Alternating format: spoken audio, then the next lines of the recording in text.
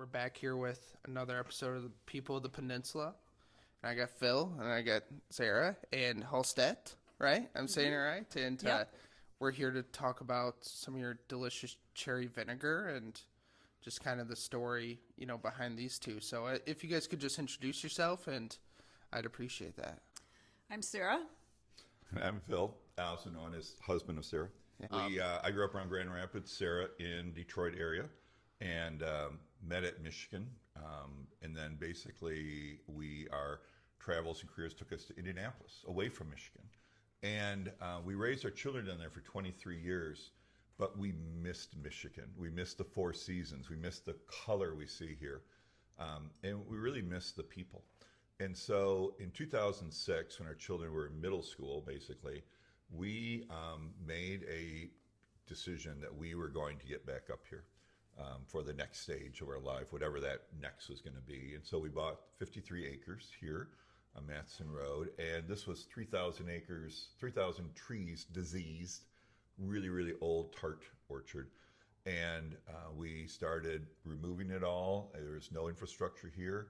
And over time, we built an orchard. And so we now have Hallstedt Homestead, which Sarah really drives. She is both the doer, but also the heart, really, of our farm here, which we call Hallstedt Homestead. And we moved up here in 2016. So for 8 years, we were commuting to take all the trees, rebuild all the soil, plant close to 10,000 trees over a 3-year period of 10, 11, and 12. I would not recommend this for anybody at all, but we survived it, and we moved up here in 2016. So we went from 2016 moving up here and primarily doing wholesale, hand picking all the cherries for the wholesale market, going into stores like Meijer and Costco, and hand picked every cherry, had crews come out and helped us. And then we learned, we joke that we have 5 degrees between us. I'm a recovering CPA, I like to say. 5 degrees between us, and we didn't know how to grow the trees originally, but we could tell when we were never going to make money on this. And so we pivoted right at the beginning of COVID to a U-pick orchard. And so all the trees became U-pick. We have had growth every year the last 7 years, and are now at a point where people are calling us and saying, hey, we're planning our vacation. When are the cherries going to be ready this summer? Because we want to make sure we get there again. Families have been coming now for 7 years in a row, and they like to brag on that with their friends. Yeah. Now that said, growth, yes, but like this year we lost 70% of our crop April 30th, like the entire region. So we were way down in volume. Due to frost, and that was a type of frost you can't prevent. Okay, you can't. There's nothing you could do with a convection frost like that. So really hurt a lot of the farmers. Some of them lost 100% because of that, plus the hail that followed a few weeks later. So the piece for us was we've been working on another project, and the idea was how do we add, more value to the trees and to the cherries. So instead of doing wholesale, what Sarah alluded to first, so you're selling them at wholesale prices, then we had the thought of, hey, we could do U-pick, and U-pick would be retail. So we have people coming to our farm. Our farm was designed to allow the public to come in, and that's why we did that initially in the layout. And so that was exciting, and it also fit our personalities. We tend to be pretty social and hospitable, and we love people coming up here and families, like Sarah alluded to. But then it was we started playing around with vinegar. But that's an interesting story because only a mother could tell this story. So, yeah. Sarah? Yeah, and first I just got to say, about the farm. It's just a magnificent place to come out in the summer. I've gotten the chance to come out here, and it's you got the families picking, and it's just a great place. But go ahead with the vinegar. Let's hear that story. So actually, Phil had been messing around originally with making some wine, some cherry wine. It was not great in the beginning. It was an old recipe way back from family, and spent several years working on that. And it was drinkable, passable. But then our kids came home for Christmas a couple of years ago and brought with them something called a shrub, which is a mixture of 1 part mashed fruit, 1 part something sweet like honey or sugar, and 1 part vinegar. And Phil loved it, and he said, what if we started considering making cherry vinegar. This is something that by the end is like a simple syrup that you can use in mocktails, cocktails, add it to seltzer water, and it was pretty darn good. And so Phil started messing around with the vinegar recipes, and we got to a point where he had something that was pretty good, but we had an opportunity to hire somebody that just came along at the right time, the right place, right person, who had just gotten off a sabbatical after working in a brewery for many years, had taken a year off, and was looking for the next thing. And he loved home fermentation projects and brewing, and got talking to him, and that is how we hooked up with Sam here and hired Sam Reese to become our production director of operations for the vinegar. Now, that was after a long period. I mean, like a year. I mean, from the time we first had the idea of taking this stuff that I was making called cherry wine, that was actually, I thought, at the end of it was pretty good. It was horrible early on, but it took me like 10 years to find this recipe. But by the end of it, it was tasting pretty good. So when we converted it to vinegar after that Christmas holiday session with the kids, then it was like, wow, this is really interesting. And but I started working on a very small scale. Like I could make a pint, but I couldn't make a gallon or 5 gallon. I couldn't scale it up.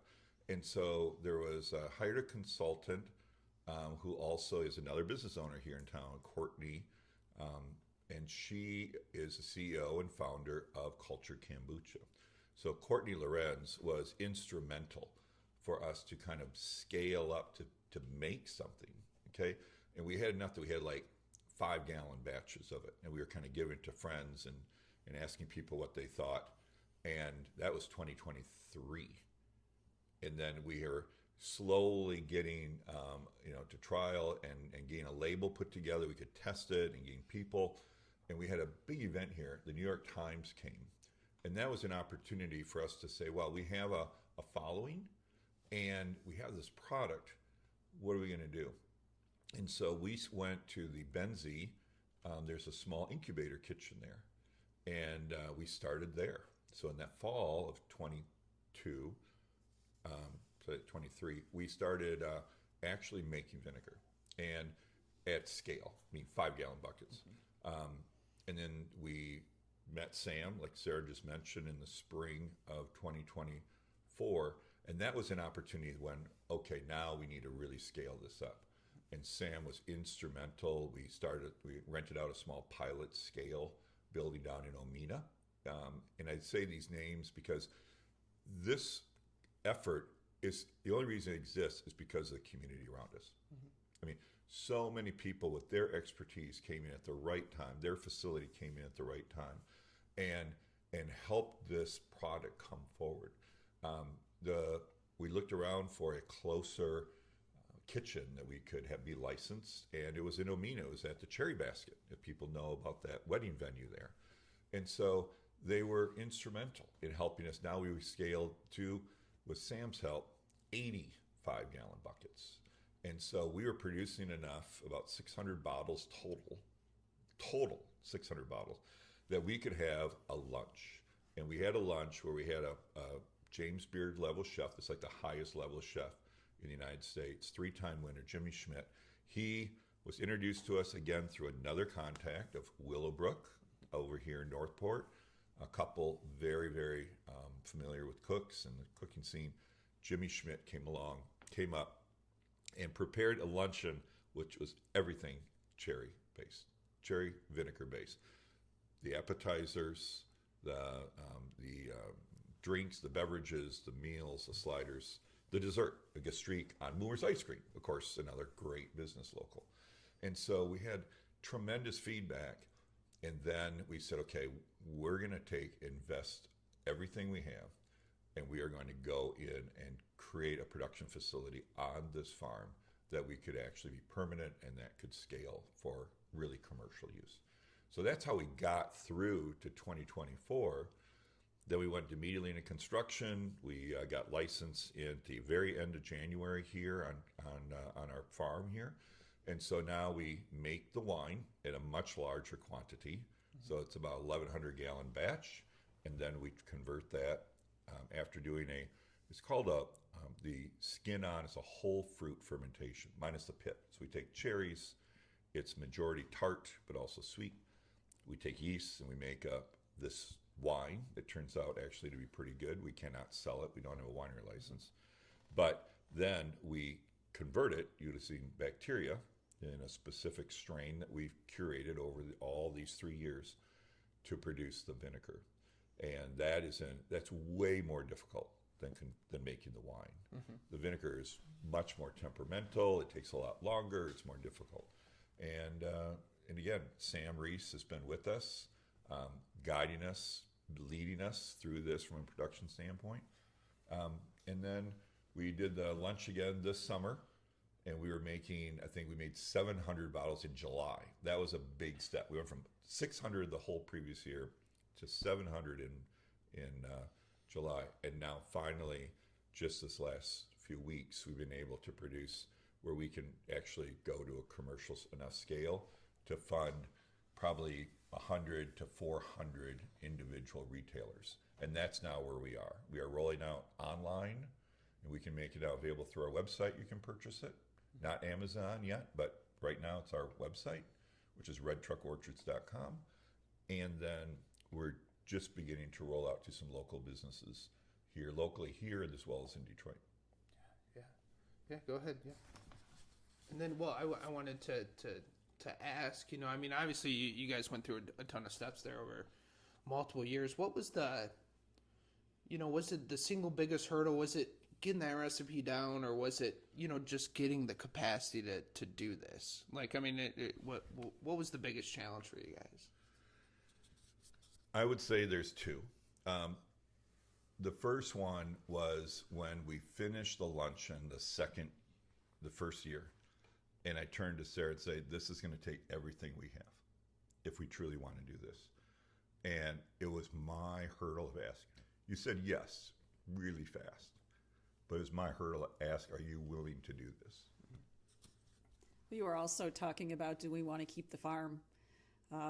Could we make enough money financially to be able to hold on to the farm, do what we want to do, live the lifestyle that we're passionate about?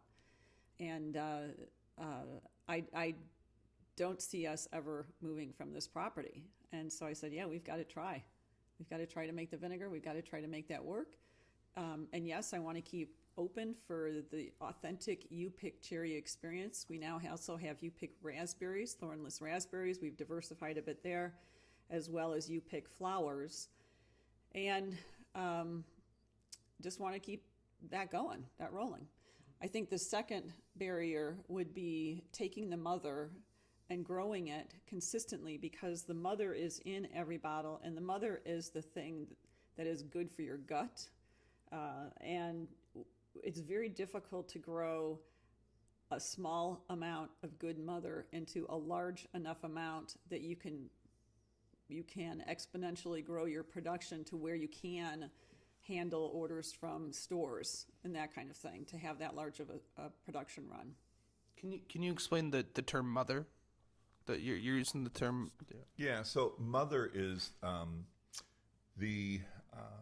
basically, people are really familiar with wine and yeast. Okay, so you add yeast. It's called pitching the yeast. It goes into the liquid, no problem, and it converts the sugars to ethanol, as we call it, wine. To make the acetic acid, or we call it vinegar, right? What it does is you have to use a specific type of bacteria. Now, it's a very safe bacteria. It's found naturally in our environment. There's like 1,500 different strains of acetobacteria alone, is what I understand. So lots of different acetobacteria that are capable of turning alcohol into vinegar. And that, how it does is it's not like yeast. It has to form a layer on top of the wine, and it's that interface between the air on top and below the liquid, the ethanol, the wine, that it floats on that. And the bacteria make a cellulose structure, and it looks like skin. And so it is basically like a skin on. It's flexible, it's translucent, light will go through it. And this is, quote unquote, the cellulose that people talk about the mother, but the reality, the mother is the bacteria that are living in the bacteria or feeding off. That's interesting. Yeah, no, it's very interesting. I didn't know that. Now, what I would add is, like I mentioned, the mothers evolve, the bacteria evolves. So we are constantly, even now, refining and identifying which of the bacteria, the mothers, are good. So they might produce really good vinegar, and they produce in a really good quality and quantity. But sometimes we'll get a different mother, it'll evolve, and then it'll taste horrible. Okay, we'll throw that one out. And also, like Sarah said, the biomass, to build up enough that we can commercially sell this, we start with 1 gallon containers, which I'm standing in front of me.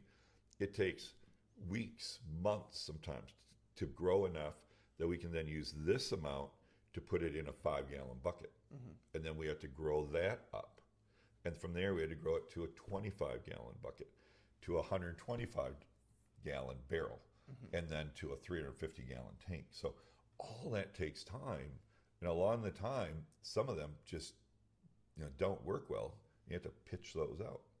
So it took all this time from February 1st. We went right into production until literally this last week, where we could start bottling, hundreds, if not thousands, of bottles at a time. Yeah, no, it's really interesting. And Sarah just went up and grabbed a nice gallon jug of some mother, right? Yeah, it's some mother. A And great big piece there. yeah, no, I see that. People refer to the mother, but really it's the bacteria within the the vinegar.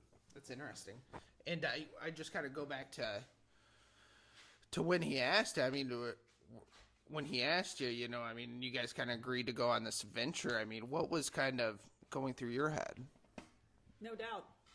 That's what I wanted to do. I want to stay here. I want to make this work. We've got to figure it out. We have put so much into taking this farm from being a landscape of nothing, of no infrastructure, no good trees, to what we now consider it's just a beautiful place for people to come out and experience being in an area that is just naturally so conducive to these trees.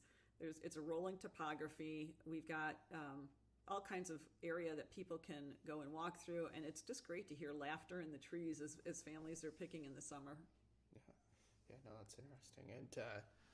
And I know you two were, if we can continue on to this, explain, why this is good for your health, and those aspects of, the cherry vinegar.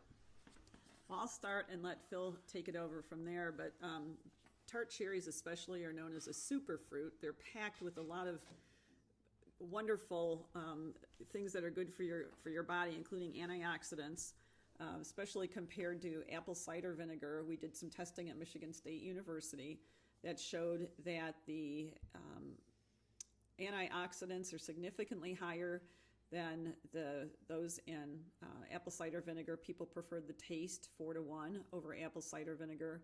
It's good for muscle recovery, Montmorency cherries in general for muscle recovery, joint health, gut health, and that's been proven scientifically. And so the color of the vinegar, if you look at it, is a deep, bright red, and that is the natural color of the cherries. There's no added coloring at all, because that is the natural color of the cherries. The antioxidants are able to keep it that color. Yeah, so I spent my career 20 plus years in pharmaceuticals, and again, we moved to Indianapolis where Lily was at, and a lot of my time was in diabetes actually, as well as neuroscience. And so the thought of having a functional food, something that's tremendous flavor, as well as has these functional attributes. Sarah mentioned the antioxidants, and what they are, they're these categories of flavonoids, which are made up of things like polyphenols and anthocyanins and carotenoids, and what we found is that the cherry vinegar actually has more of those than other vinegars. So actually, this good stuff that makes cherry a superfruit is, we have been able, again, it was by just luck than anything else, that our process, which is the skin on double fermentation to make this really good dark wine, it actually carries through into the vinegar itself. And I serve on the scientific advisory board for the tart cherry industry. And we had a huge plus this year in terms of February. A new president came in, a new leader, Amy Cohn, and she came from General Mills. She is a registered dietitian. She understood everything about cherries. And as a president of coming in and leading an organization, I'm more positive about the tart cherry industry now than I've been in the last 15 years, because with her leadership, we can, as an industry, get the word out that cherries are way more than just simply a summer fruit. There's something you can use as dried cherries, as cherry juice, as cherry concentrate, and now a new form, cherry vinegar. And so what I'm excited is the tart cherry industry 2 weeks ago in Nashville was at a national conference, and it was the leaders in terms of dietitians and nutritionists across the U.S. And one of the things that's presented is who really discerns whether our food is healthy for us. I mean, what foods are healthy for us, which ones are not so healthy for us? It's this group. They are the leaders, okay, who help us discern what are the best foods that we should be eating from a health standpoint. And there's a big movement called food as medicine, where identify that some of these foods that are in our ecosystem naturally are really good, and cherries is at top of one of that list.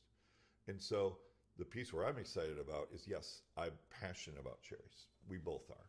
And the flavor that they represent, the memories they represent. But also the functional benefits are real. And the research is right now being reviewed again by the tart cherry industry and making sure it's robust and strong.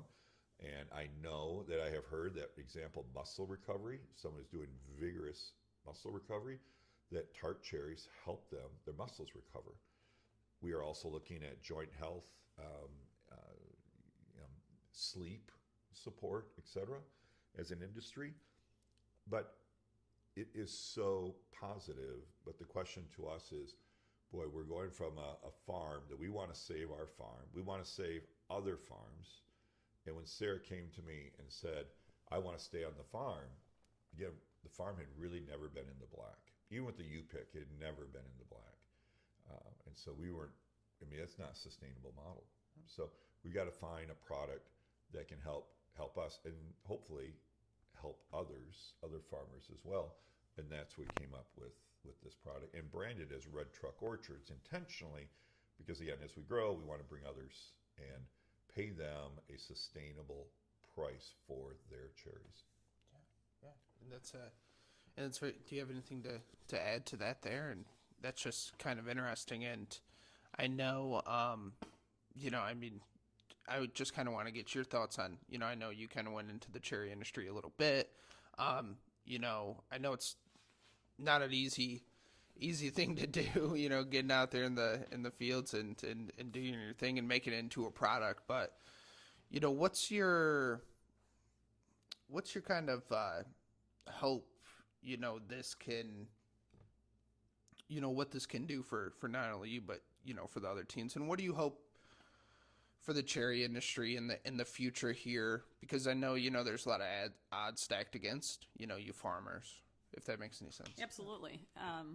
And a recently quoted statistic is that 80% of farmers, 87% of farmers also have day jobs off the land because their passion is the farming, and they end up having to work off the farm to be able to afford to keep the farm. What we would like to do is, there's a saying I heard recently that reminded me of this: a rising tide lifts all ships. And if we can have a higher value created by this vinegar, that we can then pass on some of the higher value to the other farmers. And that's what Phil is talking about. Not only buying their cherries at a better price, a higher price, because right now it costs more to grow tart cherries than they can get at the processor. That's why you see a lot of trees being pulled out. We need to create more demand for tart cherries and at a better, higher price. So that is our hope, is that we can do our part to help save some of these fourth, fifth generation farms. They all have a story and are trying to also hold on to their farms against all odds right now. Yeah, no, it's a peculiar, time for the industry, and obviously, you guys are at winds to the weather and to policy. To maybe you guys have no chance of changing in some ways or another. But I don't know. Are you guys affected by? I know we had the freeze out. We had this kind of emergency bill passed last year, and I just were you guys a part of that at all, or affected you at all? Well, first of all, the freeze out definitely impacted us. Yeah. Okay, 2 years ago it was for sweets, and the thing which you have to understand about sweets is, although the tart industry was really struggling, the sweet industry was really providing cash flow to some of the farms around here.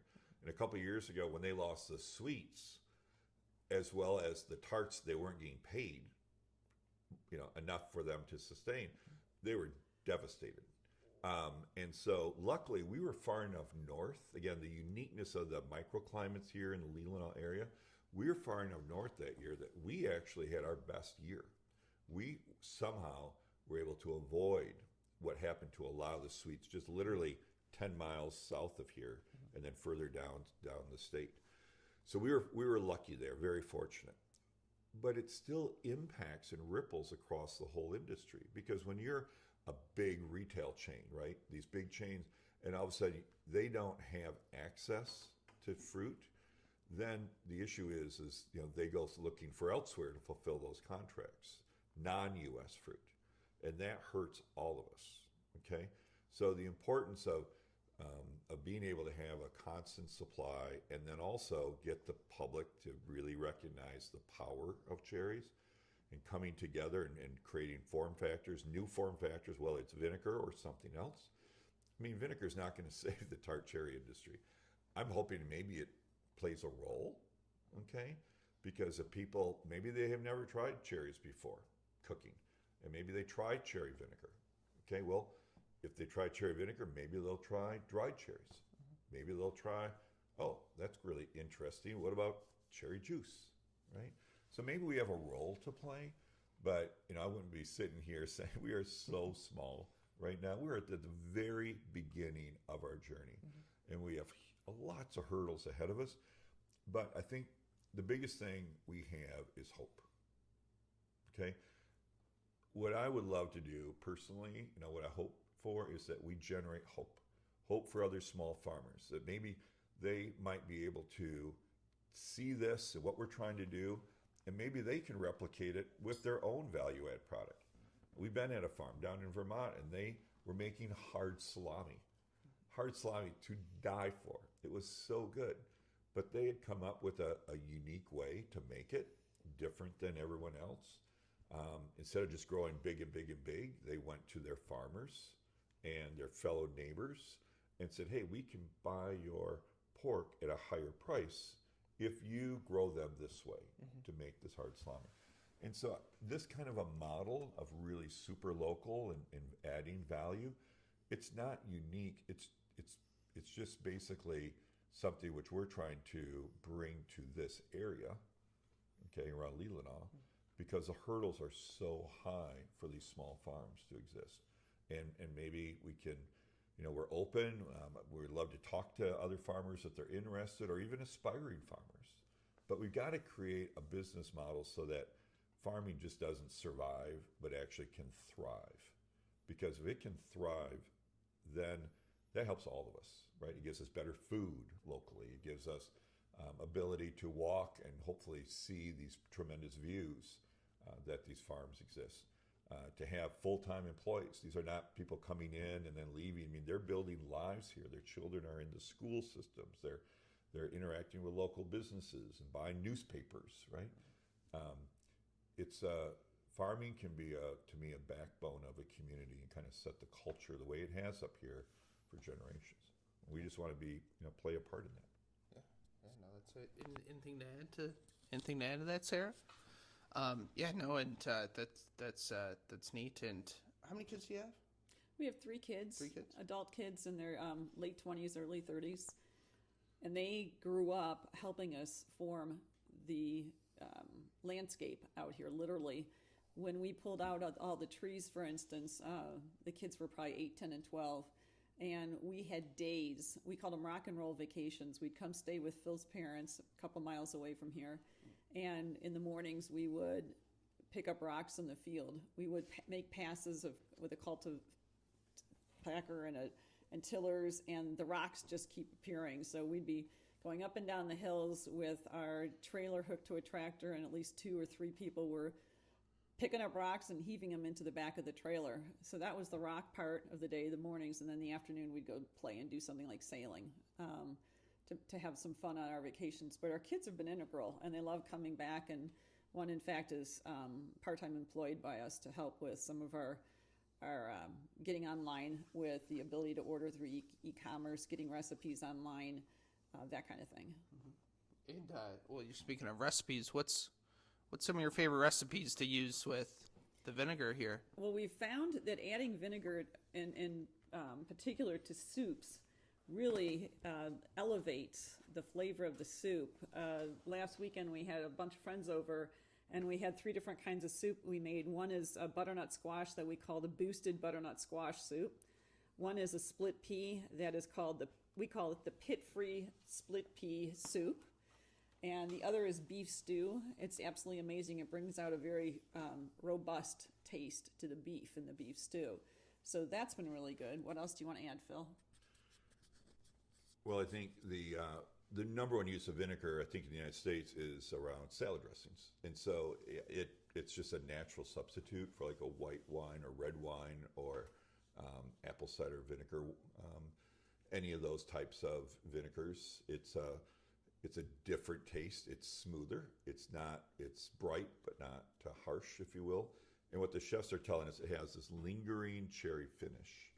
Coleslaws, it's great in terms of salads, but the other use that we're really exploring is in drinks. A lot of people take a little bit, like an ounce of vinegar every day. It can be, for a number of different reasons that they take that. And a lot of those are anecdotal. People are coming to us saying, well, this is helping me. And I'm like, I come from pharmaceuticals. I want data. So one of the things I'm pulling together is the team so that we can actually study whether this vinegar, cherry vinegar, truly does have some benefits itself. It's a superfruit. It has acetic acid. It has the mother, and it's smoother. People can take it every day. One of the ways that we've been developing ways of how you can drink it is, first of all, one I came up with is just take one part of this, like an ounce, and add it to V8. Like an ounce, add it to 3 ounces of V8. If you want to, put a little Tabasco sauce in it, and it's phenomenal. I love that. I just drank it this morning. Some people take it and just add it to sparkling water in the morning. Some people, yes, they drink it straight. You have to be thoughtful about your teeth and enamel of doing that every day. But if you put it into like some carbonated water or some tea with a little lime in it, it's good. It's just a non-alcoholic drink. And one of the things going on now is our kids have really cut back on their alcohol intake. And I think it's pretty well documented that the wine uptake around the youngest generations, those in their 20s, has gone down dramatically. And they're using more mocktails. So we were at this Black Star event last night, tremendous event that Black Star hosted with some of the top chefs in Michigan. And we had a mixologist there.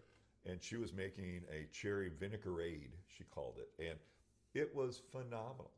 And taking, again, the cherry vinegar and adding, in this case, it was some mint, some simple syrup, and then some soda water, and a little, serving it was over ice. And it was a fantastic drink, non-alcoholic base. So some things are super simple, like add one ingredient, carbonated water, or making something super sophisticated. People are taking it and learning it and playing with it. And we're gathering those recipes and putting them on our website. And so our whole goal is, again, to get more cherries in people's diets. Yeah, and I'll make sure to to add some of those recipes to the link kind of below this. And yeah, no, that's interesting. And it was a good mocktail last night. I couldn't make it last night, but it sounds like that was a great event. Yeah, we had, as Phil said, a mixologist, and the one that was really getting everyone was the cherry vinaigrade, but also she made something called Red Truck in the Clouds, and that was with cranberry juice, simple syrup, lemon juice.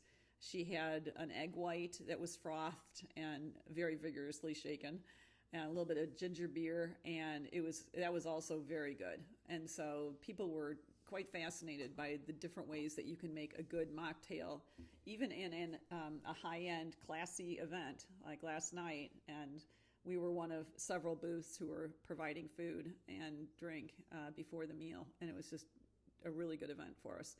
We also made a cherry vinegar reduction by simmering it down to about a quarter of its original volume.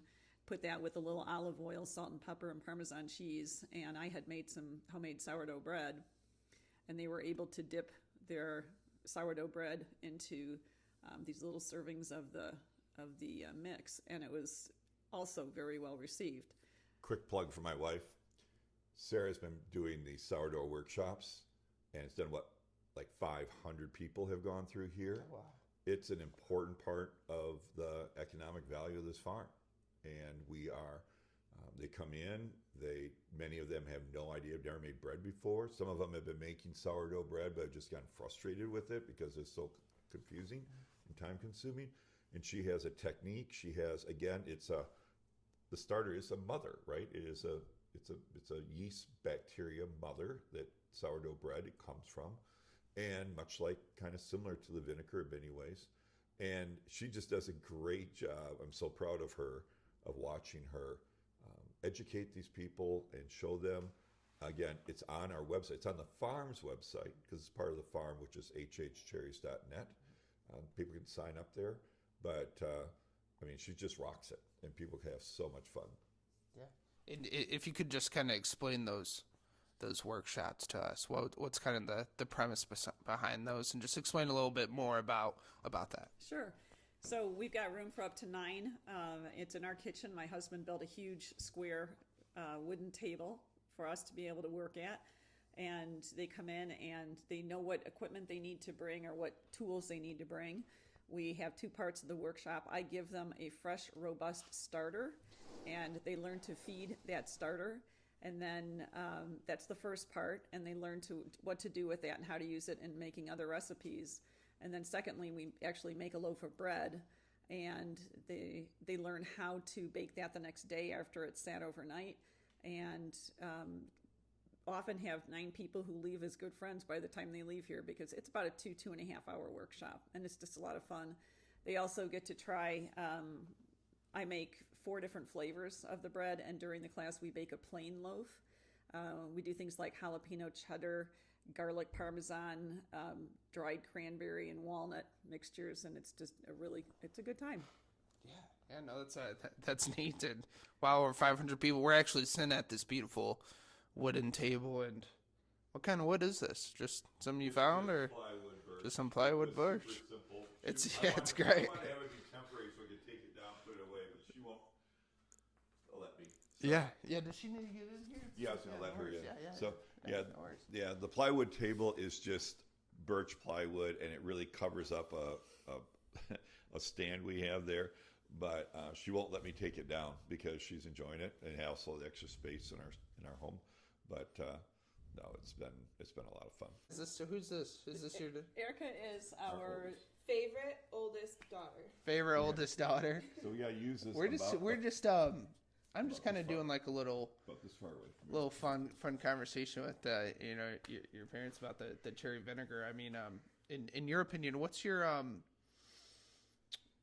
favorite thing about it? And do you use it ever, just explain this whole family process. I know it hasn't been easy, probably getting this stuff together, but just kind of explain it from your perspective as the oldest daughter, right? Sure. Yeah. So as the oldest kid, they bought the property when I was in middle school. So I'm now in my mid-30s. And to watch I'm going to get choked up, but to watch what my parents have gone through and overcome to get to the point where they are now is inspiring. And I know that not everybody sees the duck on the surface of the water swimming. They see the cherries, vinegar. They see that coming to literally to fruition. They see this beautiful property, but they don't understand how hard these two have been paddling underneath.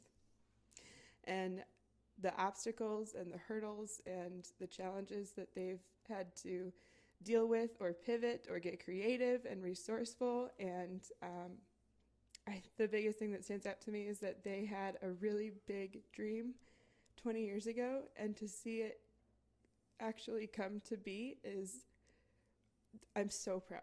I'm so proud of them both.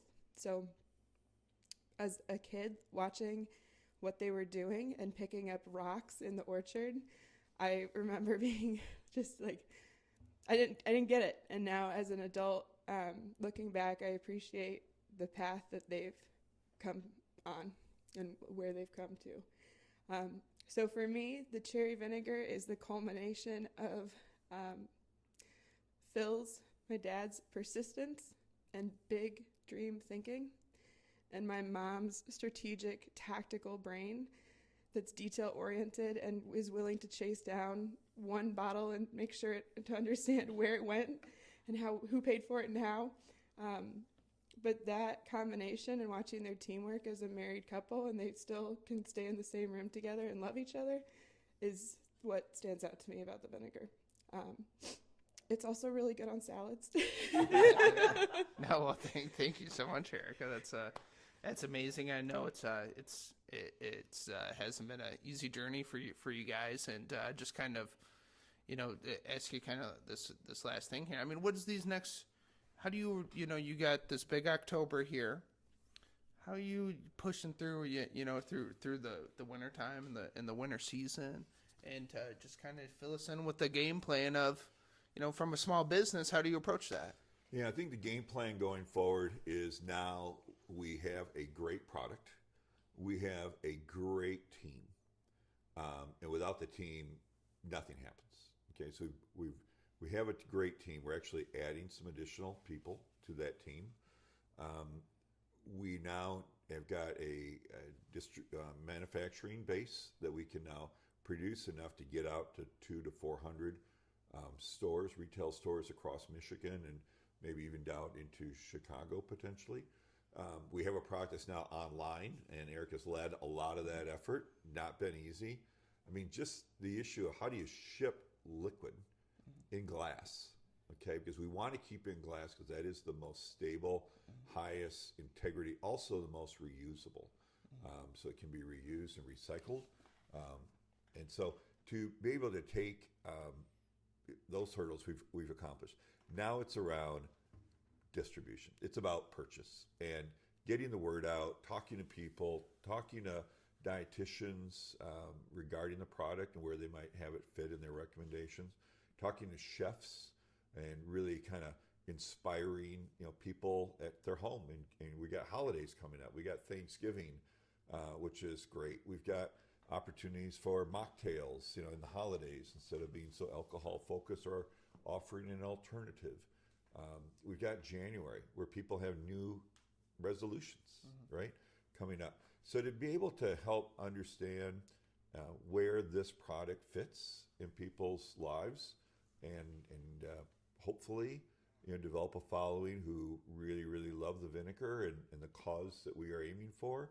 I mean, that is what we really hope to create going forward. And at the end of it, we have three values. The values for the farm are always have been the land, it's been access, so you can have access, and joy. And so we hope to do in this bottle is just bring a little joy into every people's home that it touches. Well, that's a great way to put it. I appreciate you guys letting me come over here in your beautiful home and talk to you, about your cherry, and we wish you guys the best of luck, and just thank you so much, and best of luck the rest of the way. So just thank you. Heck yeah. Thanks so much. Heck yeah.